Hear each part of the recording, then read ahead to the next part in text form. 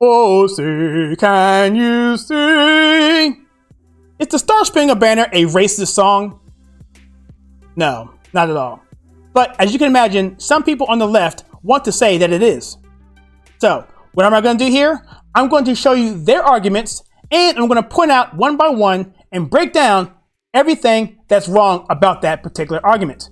Also, I'm going to give other reasons why it's not a racist song to hopefully leave you with the conclusion that you can sing the national anthem with pride every single chance you get. We're going to do that, and we're going to start right now.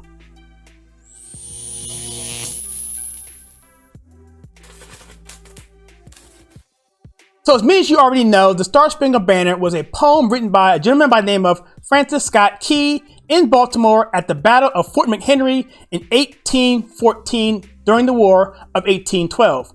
He was on a ship, a British ship, as he was witnessing the fort in Baltimore being bombarded by British troops. At the end of the day, he saw that the flag was still there and the fort had not been captured. He was so inspired that he wrote this poem called The Star-Spangled Banner. It became a very popular poem. It was sung in bars and eventually became the national anthem of the United States of America. So what's the problem? We're going to talk about the arguments that the left has of this particular song. Here is the narrative of what they say, the reason being this song is racist.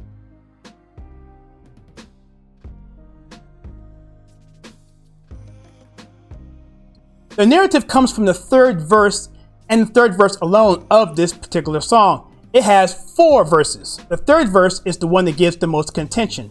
And here is the narrative coming out of that. Francis Scott Key was a racist slave owner who mocked the British Second Corps of Colonial Marines as they fled from the field with the terminology hirelings and slaves.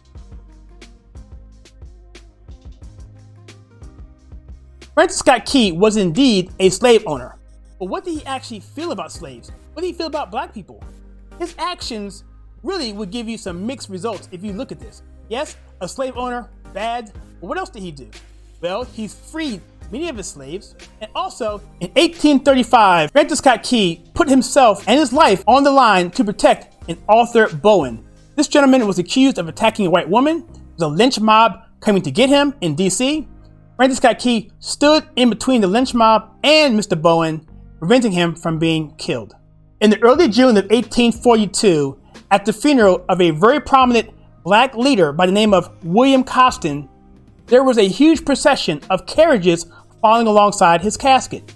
These carriages, about 70 or so, were filled with white affluent people, but behind those carriages in that long procession were people on horseback, all African American, all black people, except for one. You guessed it, it was Francis Scott Key. He was the lone white person riding alongside black people in this long procession for this prominent free black man in our nation's capital.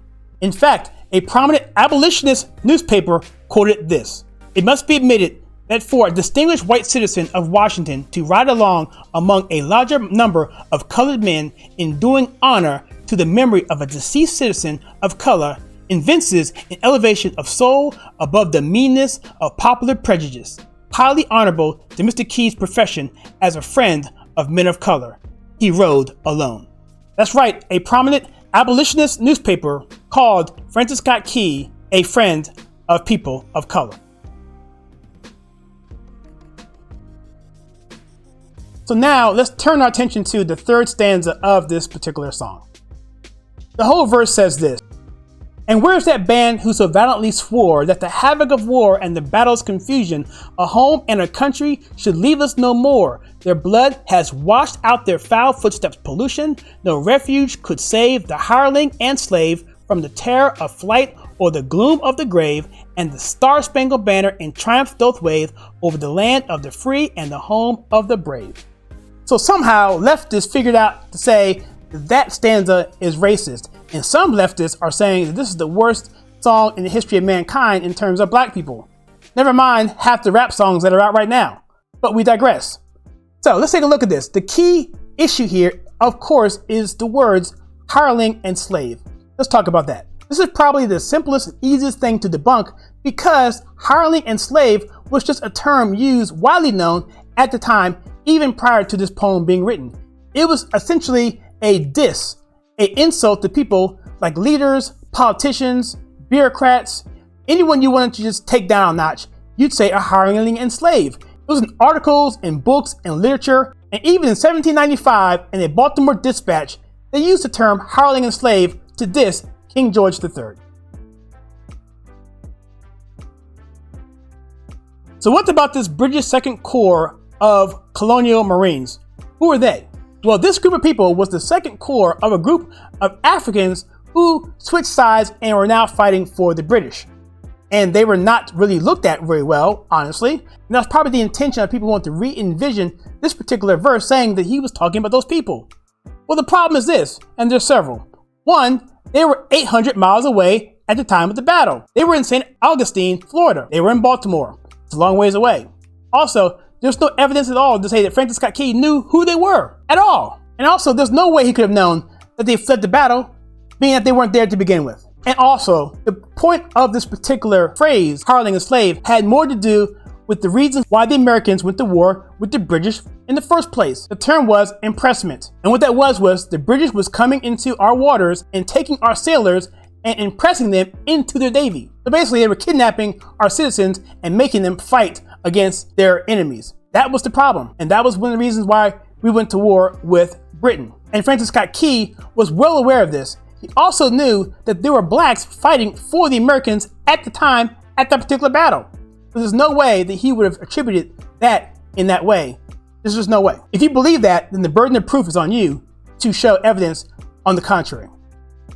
And another thing to consider is this. The fact that the third verse is so unknown should be taken into consideration. In fact, in World War II, the Americans would use the Star-Spangled Banner as a litmus test to see if there were spies amongst their people. Because the Germans will learn the entire verse of the song, and so they would ask them, could they recite the second or third verse? And if they could, then they would probably were a spy. Most Americans didn't know it. And they would say, well, if you don't know it, then you probably are American. What about the Civil Rights Movement? The Civil Rights Movement definitely didn't look at the Star-Spangled Banner as being a negative song. In fact, Martin Luther King Jr. on his March to Selma carried the American flag all the way there and sung the Star-Spangled Banner at the actual ceremony at the rally point. So, come on, you tell me. And the biggest argument to me about this whole thing is lack of credibility on the left.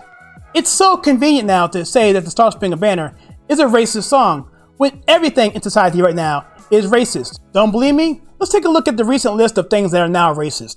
Classical music, facial recognition technology, jingle bells, peanut butter and jelly, the Washington Jefferson monuments, Declaration of Independence, Star Wars and Darth Vader, peanut galleries, Indian sports mascots, God Bless America, ketchup, Dumbo, chopsticks, Animal House, zoning laws, all white men, Huckleberry Finn, standardized testing, Gucci, Prada, city bicycle rentals, dress codes, fast food, The Jungle Book, Dr. Seuss books, American flag, Betsy Ross flag, tipping, no can do, the food pyramid, pet dogs, rideshare, grandfather clauses, mathematics, the sun, Kellogg's Corn Pops, self-driving cars, voter ID laws, police officers, the legal system, the English language, Republicans, Gone with the Wind. And so you get the picture. So to me, the burden of proof is clearly on the left because they think everything is racist. So I don't believe them, I don't trust them. And so the evidence that I've seen and come up with, you gotta come stronger than that. Well, then people would go back and say, hey, well, Francis Scott Key owned slaves. So there you go. He didn't believe in freeing them. Well, I would come back and say this. That's not cool, obviously. But you know what? Abortion also isn't cool, and it's legal today. Slavery was legal then. So, the same excuses that he was using to defend himself, if you're pro-choice, then the same arguments that you're making now to rationalize your decision that that's okay is the same thing that we looked at him back then. What are people going to say 100 years from now, looking back, when we absolutely by then know better about your rationalization of something so horrible today? Think about that. And so to say that the Star-Spangled Banner is a racist song just doesn't hold water. I looked at all the angles and this is all I can come up with, and there's no evidence to point in that direction in any shape, form, or fashion. If you feel that way after all this, then again, the burden of proof is on you. So to everyone else, the Star-Spangled Banner is a fantastic song that highlights what's great about this country, and that is freedom and persevering at a time when things look the worst. And so whenever you sing the song or see a sports anthems, you now know in confidence that the Star-Spangled Banner is not racist. If you like what we do on this channel, we take pop culture and politics and filter to you in a conservative manner, in other words, filter to you right, then please hit that like and subscribe button and that bell icon so you don't miss any future content. And also, if you want to join this channel, support us, then click the join button there, and that will help you to know how to support us. And also, if you want to find out more about this channel, then please click on some videos on the screen that we have for you right here.